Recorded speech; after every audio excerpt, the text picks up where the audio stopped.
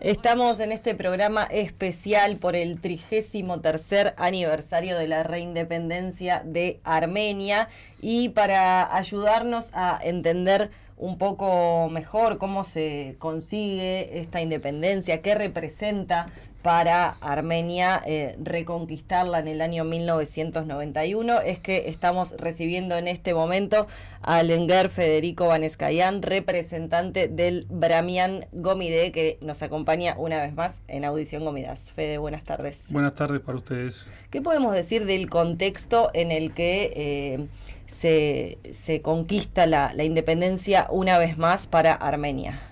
Bueno, era un contexto muy complejo, como el de hoy. Muchas veces pensamos que estamos en un momento crítico de la historia de Armenia, y repasando un poco vemos que casi que esa es una constante. Piensen que Armenia había sido parte durante 70 años de un estado que era una superpotencia mundial, que tenía con distinta intensidad un enfrentamiento muy fuerte con la principal superpotencia mundial, que eran los Estados Unidos en ese momento, y que la realidad de la Unión Soviética a la que pertenecía Armenia en ese momento fue mutando, y al contrario de lo que nos parece hoy, viéndolo en retrospectiva, de que la independencia armenia fue un proceso de un día o de un referéndum, hay que empezar a ver como en una perspectiva de tiempo más larga que la independencia estuvo marcada mucho por un proceso de desgaste interno de la propia estructura estatal de la Unión Soviética, de pérdida de legitimidad de algunos de sus actores principales y de surgimiento de nuevos actores, y a la vez como una línea de tiempo paralela de cuestiones muy concretas que tienen que ver con la realidad nacional armenia. El terremoto de diciembre de 1988, el surgimiento en febrero de 1988 del movimiento en favor de la reunificación entre Armenia y Artsaj. Ese contexto determinó que por un lado hay como una situación macro de geopolítica, y otra situación con cuestiones muy locales entrelazadas completamente. El comienzo de este proceso siempre lo situamos a mediados de los 80, cuando hay un cambio en la dirección del partido único de la Unión Soviética, que era el Partido Comunista de la Unión Soviética, cuando hay un intento de mayor apertura y una renovación de lo que sería la vieja guardia partidaria, en el sentido de que no solo desde el punto de vista de que era como un sector más ortodoxo y reacio a las reformas, sino que eran viejos, o sea, era gente de una edad muy avanzada.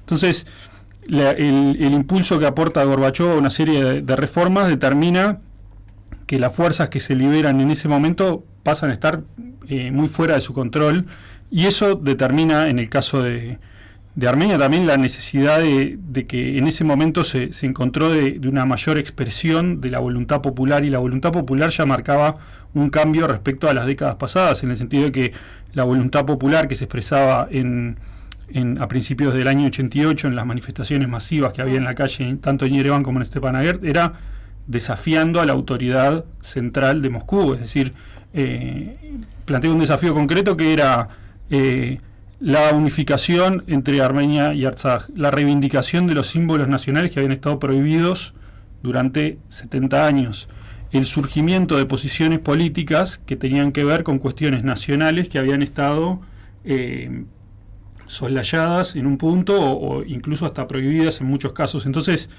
la política interna de Armenia empieza a dar un giro y empieza a representar mejor la voluntad de ese pueblo en las calles. Y eso se empieza a traducir en que, por ejemplo, el Parlamento, esa resolución histórica que todos conocemos de diciembre del 89, donde el Parlamento de Armenia y el Parlamento de Artsaj votan en una sesión conjunta por la reunificación de ambas repúblicas dentro del marco soviético todavía. Eso es un punto de quiebre que además tiene un correlato directo a nivel de la violencia, para entender un poco la gravedad de la situación, que es que esto se vota en noviembre del 89 y en enero del 90 tenemos los pogromos en Bakú. O sea, es decir, que cada decisión política tenía un correlato o un costo muy caro también en términos de vidas humanas para los armenios, y eso implicó que de un día para otro más de 200.000 refugiados tuvieron que arribar a Armenia. Entonces, el proceso político está marcado por esa difícil situación. O sea, así como la independencia de Armenia y la conformación de la República en 1918 se da en un contexto de afluencia de refugiados, de crisis humanitaria, a raíz del genocidio, en 1991 la independencia de Armenia se conquista también en ese mismo contexto, un país lleno de refugiados, tanto por el terremoto como por el conflicto en Artsaj, y con una crisis también a nivel humanitario que en un punto se encauzó políticamente hacia la independencia. ¿Qué pasaba con Artsaj en ese entonces, que también autoproclama su independencia semanas antes de lo que fue la conquista de la reindependencia de Armenia? Bueno, hay procesos paralelos. Por un lado, en Artsaj lo que estaba sucediendo era esto que conocemos como la etapa del movimiento democrático en favor de la reunificación en ese entonces, que comienza en el año 88, que tiene esta expresión parlamentaria en el año 89 y que inmediatamente se transforma en la necesidad de la conformación de grupos para defender a la población de los ataques, no solo de las brigadas azerbaiyanas, sino también del propio ejército soviético, que en un intento de controlar la situación, digamos entre comillas, empieza a deportar aldeas enteras armenias en la región de Artsaj. Entonces eso también genera un cambio en la relación política entre la población de Armenia y las autoridades soviéticas. O sea, el ejército soviético deporta a ciudadanos armenios de Artsaj y limpia ciertas zonas del norte de Artsaj en favor de la política que perseguía en ese momento el liderazgo azerbaiyano. Entonces, ese proceso se orienta cada vez más en Artsaj hacia la conformación de grupos de autodefensa y a nivel parlamentario hacia el camino de que en el momento en que es negada la reunificación que plantea el marco constitucional soviético, es decir, que la república, en este caso la región autónoma de Nagorno-Karabaj en ese entonces, desea incorporarse a la República de Armenia y eso es impedido por Moscú, entonces el camino era que cada república, cumpliendo con la Constitución soviética, tuviera un referéndum para decidir si quería seguir siendo parte de la Unión Soviética o no. En el camino tenemos que entender que el panorama político cambia por varias razones. Primero porque en junio, en realidad de 1990, en Armenia se producen elecciones donde por primera vez un candidato que no pertenecía al partido único, que era el Partido Comunista, gana las elecciones. Eso provoca un cambio político. Por otro lado, en agosto de 1990, pero si bien con un proceso que sabemos que es anterior, el Tayanctuyún vuelve a la madre patria. A partir de la organización de los grupos de autodefensa en Artsaj, era evidente que el Tayanctuyún estaba presente en ese movimiento, y en agosto lo hace público. Es decir, que el clima de apertura política permite que un movimiento que se estaba desarrollando clandestinamente se haga público y el Tayanctuyún diga, después de 70 años, volvemos a la madre patria para representar a una porción del pueblo armenio que está identificado con estos valores, que tienen que ver con la lucha de liberación nacional, con la búsqueda de la independencia, con la recuperación de la dignidad, con el fortalecimiento de Armenia y de Artsaj.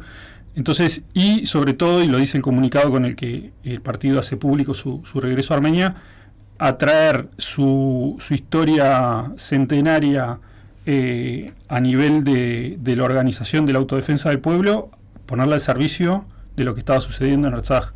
Y eso deriva en que muy poco tiempo después, a partir de estos cambios que existen a nivel del gobierno de, en ese entonces, la República de Armenia Soviética, que en agosto del 90 se produce una primera señal que marca un quiebre, que es que el Parlamento aprueba una declaración de la independencia, un año antes del referéndum. Que esa declaración de la independencia es interesante porque es la que hoy está cuestionando Azerbaiyán. Cuando se habla de modificar la Constitución de Armenia, no se habla de modificar la Constitución en lo que refiere a los aspectos, digamos, de cómo se elige el gobierno. Están hablando de el prefacio, digamos, de esta Constitución, que lo constituye el documento con el que Armenia declaró su independencia. Ese documento tiene algunas cosas que son muy interesantes. En primer lugar, cambia el nombre del país. El país deja de ser la República Socialista Soviética de Armenia para ser la República de Armenia. Define que el país va a tener sus propias Fuerzas Armadas. Establece que el genocidio de 1915 es un tema de la agenda del país. Esta es una de las cuestiones que es interesante tanto para Aliyev como para Erdogan, que salga de la Constitución de Armenia, porque esa declaración después fue la base sobre la que se escribió la Constitución. Otro elemento central de esa declaración que aprueba el Parlamento de Armenia es que el Estado armenio basa sus tradiciones en la República Armenia Independiente entre 1918 y 1920, es decir, se plantea una continuidad histórica entre aquella República Independiente y la nueva República. Y además de que incorpora como símbolos patrios la bandera de la República de 1918 a 1920, su escudo de armas, con ligeras modificaciones en los dos casos, también plantea una cuestión central que es que reivindica aquella resolución que pedía la reunificación entre Armenia y Artsaj. Esa es la cuestión de interés para Aliyev, así como una cuestión para interés de Erdogan de que esto salga de la Constitución de Armenia es que el reclamo por lo sucedido en 1915 desaparezca de ese texto. El interés central de Aliyev es que esa cuestión desaparezca de la Constitución de Armenia a través de esta declaración. Y un año después de esa declaración, cuando ya habían sido rehabilitados los símbolos patrios, la bandera, el himno de Armenia, su escudo, se produce en primer lugar en Artsaj y luego en Armenia los referéndum que lo que debían hacer era, corroborar o ratificar lo que los parlamentos habían decidido. En el caso de Artsaj, la declaración de la independencia se produce el 2 de septiembre, en el caso de Armenia, en agosto del 90, y el referéndum en Armenia se produce el 21 de septiembre del 91, que es la fecha que hoy conmemoramos, con una mayoría aplastante de más del 95% de la población que va a votar a favor de la independencia, con un texto que planteaba, bueno, el sí a la independencia en las condiciones que estaban establecidas en esa declaración, o no, seguir siendo parte de la Unión Soviética. La población mayoritariamente, en este contexto que digo, de que ya conflicto abierto en Artsaj, del ejército soviético desalojando pobladores armenios de Artsaj, de una desconfianza total entre las autoridades de Yerevan y las de Moscú, la población elige por la independencia. Y en Artsaj, el Parlamento declara su independencia el 2 de septiembre y en diciembre de ese mismo año se produce el referéndum que ratifica lo que el Parlamento había resuelto. Entonces, en ese contexto de inestabilidad política total, nuestras dos repúblicas, digamos, nacen a la independencia en condiciones muy complejas desde el punto de vista económico, social, militar, político, porque implica un desmembramiento de una serie de instituciones que estaban muy entrelazadas. O sea, la economía de Armenia estaba completamente entrelazada con la economía de las otras repúblicas de la Unión, con una de las cuales sus vecinas deja de tener relación a partir del conflicto, que es la República de Azerbaiyán. Entonces implica la recomposición a todo nivel económico, familiar, político, y abre un nuevo horizonte, que es lo que me parece central en este momento, que es que a pesar de todas las dificultades, la gente elige la independencia, o sea, elige que las decisiones respecto a su futuro se tomen en Yerevan y no en otras capitales. Ese mensaje es central porque implica que a pesar de todas las privaciones que estaba sufriendo la población en ese momento y las que vinieron después, porque hay una cuestión interesante que es que el año 92, que es el primero, digamos, de la Armenia plenamente independiente, porque esto fue sobre final de año, es un año durísimo. Los meses de invierno son los más crudos que se recuerdan, y la gente sobrellevó esa situación con el conflicto de Artsaj, las pérdidas familiares, y hay un nivel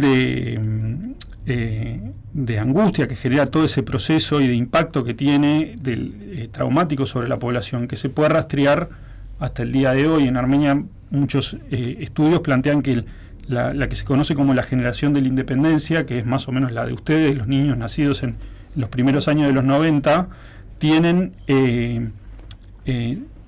como ciertas cuestiones de su infancia muy marcadas que los hacen replantear su vida en ciertas cuestiones respecto a la de sus mayores, ¿no? Porque vivieron en la infancia una situación muy cruda y muy crítica.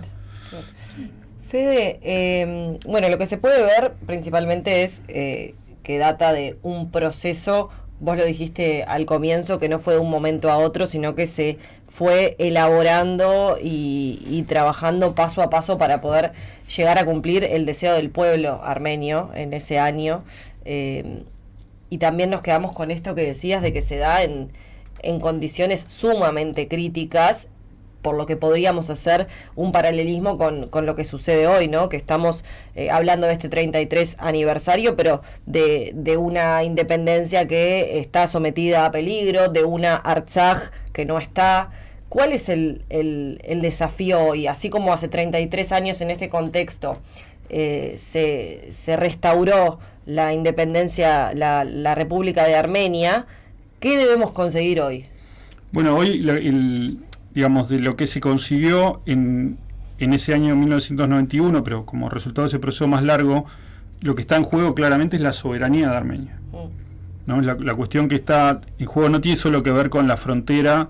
¿Qué quiere decir que está en juego la soberanía? Y que el gobierno que elige el pueblo de Armenia sea capaz de tomar decisiones de forma independiente que representen la voluntad del pueblo y no la voluntad de otros actores. Si, voy a poner un ejemplo concreto. Si la ruta de comunicación de Armenia dejan de estar bajo control de las autoridades de Armenia, claramente el país pierde soberanía, es incapaz de determinar lo que pasa en una porción de su territorio. Entonces, si voy a poner otro ejemplo, desde otro punto de vista, si la economía del país está dominada completamente por grupos económicos que no representan o que no tienen un interés central en el beneficio de Armenia, sino que están buscando el beneficio de terceras partes, el país pierde soberanía porque es incapaz de desarrollarse de forma autónoma y depende siempre de otro. No estamos diciendo que el país se transforme. La soberanía no es ser una isla del mundo y no depender de nadie. La soberanía es tener la capacidad suficiente de determinar que lo que dice esa declaración de la independencia de Armenia, que es que la soberanía en Armenia radica en el pueblo, sea una realidad. Y para eso es necesario que no existan interferencias extranjeras. Cuando lo discutimos hace poco tiempo, pero cuando esta propuesta de modificación de la Constitución, ¿a quién representa? ¿Está representando el interés de la población de Armenia? Que salga de la declaración de independencia cualquier mención al genocidio, o que salga de la declaración que luego fue parte de la Constitución la idea de que Armenia y Artsaj tienen que ser la patria de los armenios. ¿Eso representa en un punto Armenia? No, claramente es una vulneración de la soberanía. Lo que está planteando es que hay un desafío claro que se expresa muy, muy concretamente en las demandas de nuestros enemigos, que son países además fronterizos con Armenia, que lo que plantean es la existencia de Armenia es solo tolerable en la medida en que no representa un peligro para nadie. Y la sola existencia de Armenia es considerada un peligro tanto por Turquía como por Azerbaiyán. Pongo otro ejemplo, algo que Aliyev plantea sistemáticamente, que es la limitación de la capacidad del ejército de Armenia. Es una vulneración de la soberanía. Si el ejército de Armenia no puede determinar cuáles son los medios que le hacen capaz de defender su territorio, lo que está planteando es que lo que quieren es una especie de estado vasallo, como existía en la antigüedad, donde en realidad Armenia tiene un margen de soberanía para algunas cuestiones internas, y todo lo que refiere a su seguridad, su política exterior, tiene que estar subordinada a lo que se decide en Ankara, en Bakú o en Moscú. Entonces eso es lo que decimos cuando decimos que la soberanía está vulnerada. Significa que la voluntad del pueblo deja de ser relevante a los efectos de conducir el país. Acá hay que entender también que estos procesos nunca se dan abiertamente porque la gente elige, sáquennos soberanía, ¿no? Ningún pueblo lo elige conscientemente. Pero sí, muchas veces la población termina tomando decisiones que conducen en una dirección que no es la que representa mejor sus intereses, porque tiene que ver con la presencia fuerte de actores muy potentes sobre Armenia. Hoy en día esa encrucijada es la que está sin resolver. Y el otro desafío es poder asegurar condiciones de vida dignas para toda la población, que era el mismo desafío que en el año 91. Armenia, como les decía, era parte de una superpotencia militar, pero también de una superpotencia en términos económicos, que brindaba ciertos estándares y seguridades que inmediatamente después de la independencia desaparecieron. Entonces, esa inseguridad también es lo que plantea la necesidad hoy de que, para que Armenia pueda encaminarse hacia el desarrollo, precisa resolver algunas cuestiones centrales de la vida concreta de la gente. Nadie está interesado en ejercer su soberanía si no puede asegurar que sus hijos van a poder vivir más o menos dignamente, que van a poder educarse, que van a poder acceder a un trabajo para poder desarrollar sus intereses. Entonces, cuando hablamos de estas cuestiones, no tenemos que quedarnos solo en los aspectos de las fronteras y la cuestión, digamos, del vínculo del país con sus vecinos, sino también en lo que pasa hacia adentro. Para que un país sea soberano efectivamente, precisamos resolver una deuda que tiene 30 años y que no se resuelve hasta ahora, que es la de la justicia social en el país, la de la necesidad de que la gente pueda encarar un proyecto, especialmente los jóvenes, un proyecto de vida en el país, que no vean condicionado su proyecto de vida por los avatares de la economía, de la seguridad. Entonces, ese es el desafío que hoy está planteado. Creo que lo van a poder hablar también mañana cuando tengan un espacio para conversar con quienes hoy están siendo parte y protagonista de estos procesos. Y decididamente, ¿no? Hablamos de la charla que vamos a tener mañana con jóvenes sudamericanos repatriados en Armenia, y sí, creo que va a estar bueno conversar sobre cómo visualizan ellos estas posibilidades de desarrollarse y para el desarrollo del mismo país también. Antes de despedirte te quiero preguntar algo, porque hoy decías que nosotras pertenecemos como a esta primera, de las primeras generaciones después de la reindependencia de Armenia, sin preguntarte cuántos años tenías, porque no hacía falta. ¿Tenés recuerdos del 21 de septiembre del año 1991? Sí. Yo, no hay problema, tenía 6 años y me acuerdo, y muchos de los compañeros de mi edad se van a acordar. Para los alumnos del Colegio Narcesian fue un día de festejo total, o sea, fue impresionante lo que pasó ese día, porque era como una cuestión, nosotros cuando yo a veces escucho que ustedes muchas veces en las columnas de análisis plantean, ¿no?, la necesidad de que en algún momento demos alguna buena noticia, y en ese momento nosotros, siendo muy chicos, también escuchábamos Gomidas, y en nuestras casas era como una presencia permanente, y las noticias tenían que ver con esto, con el terremoto, con la guerra en Artsaj. Nosotros vivimos un periodo de guerra en Artsaj de 44 días y vimos lo traumático que fue. Imagínense 4 años de guerra. Entonces, las noticias que recibíamos iban siempre en el sentido de cosas que estaban pasando, una peor que la otra. Y esto fue una cuestión como que rompió esa lógica completamente, porque tampoco podíamos visualizar a esa edad qué significaba, pero veíamos la alegría de nuestros mayores, lo que la gente encontraba, sobre todo en una generación que pensaba que se iba a morir sin ver Armenia independiente, ¿no? La generación de quienes forjaron nuestras instituciones en la diáspora no veían claramente cuál iba a ser, o cómo, a partir de cómo cae un imperio. Nadie visualiza en ese momento que un imperio, como era en ese momento la Unión Soviética, iba a caer de esta forma. Entonces, la alegría de esa generación también nos transmitía a nosotros la idea de que, bueno, finalmente algo cambió de este derrotero de cuestiones negativas que vienen pasando. Bueno, finalmente hay algo positivo, y representó para nosotros y lo recuerdo en la alegría de nuestras maestras también, como un cambio y una esperanza distinta. Y implicó después cosas como algunos cambios y otros no. Nosotros en el colegio siempre habíamos usado la bandera de la República de Armenia, el escudo de la República de Armenia, cantado el himno de la República de Armenia. Entonces, eso para nosotros era una continuidad natural, pero sí veíamos que, bueno, finalmente algo había cambiado. Que después, con el tiempo, queda como el recuerdo, y obviamente ningún niño, así como los niños hoy, tampoco pueden visualizar la complejidad de lo que nos está pasando.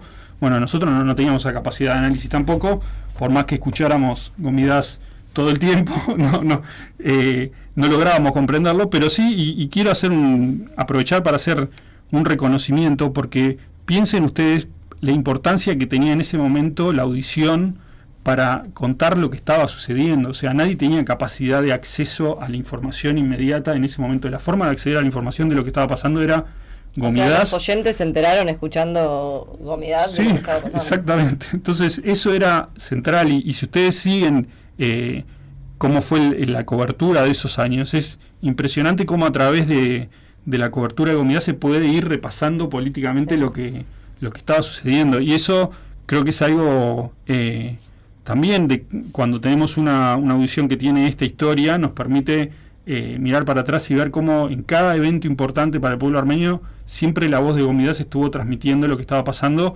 sin importar que fueran malas noticias o buenas noticias, y en estos casos siempre con un afán también de que era una reivindicación histórica, como les decía, para una generación que soñó con la Armenia libre, independiente, y que pensaba que era una cuestión utópica, y un día se hizo realidad.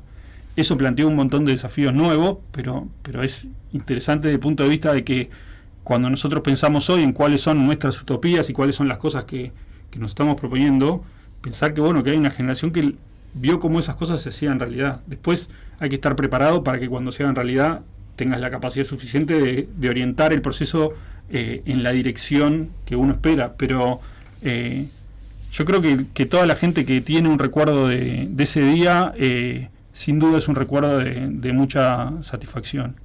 En el Día de la Reindependencia de Armenia estuvimos conversando con Federico Vaneskeian sobre lo que fue ese 21 de septiembre del año 1991 y cómo se llegó a la fecha y todo lo que sucedió una vez reconquistada la independencia. Gracias, Fede, por acompañarnos. Gracias y feliz día para todos.